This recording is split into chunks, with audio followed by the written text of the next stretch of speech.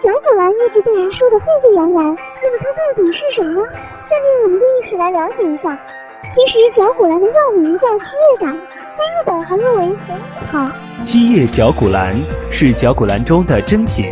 七叶绞股蓝又分为甘味与苦味两种。甘味七叶绞股蓝是一种名贵的中药保健品，很多厂家将其加工成茶做日常保健饮用。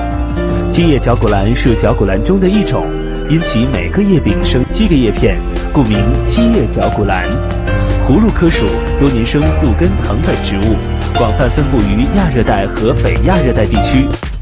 绞股蓝能归肺经、肾经和脾经，具有化痰止渴和益气健脾效果，而且能清热解毒，能辅助治疗肝细胞减少症、气虚乏力以及病毒性肝炎。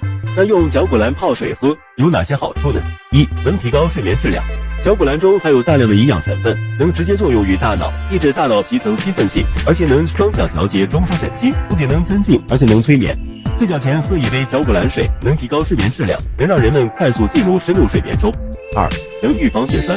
坚持喝绞股蓝泡水，能稀释血液，降低血液粘稠度，同时能提高血液中血小板活性，抗血小板凝聚，防止血栓形成。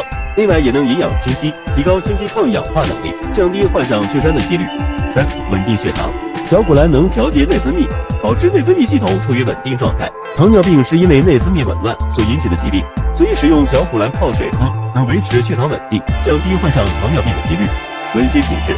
虽然绞股蓝有很多好处，但是绞股蓝性寒，不适合体质虚寒人群，不能长时间喝绞股蓝，会对胃肠道带来刺激，导致胃酸分泌过多，而引起呕吐和腹泻。蓝群株都可以入药，营养价值最高的是它的内叶，其次是根茎。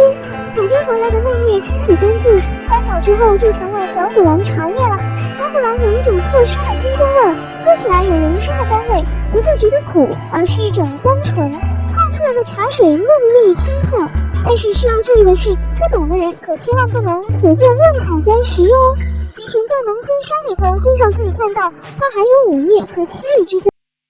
如果大家有什么意见和疑问，欢迎在下面留言，大家交流一下。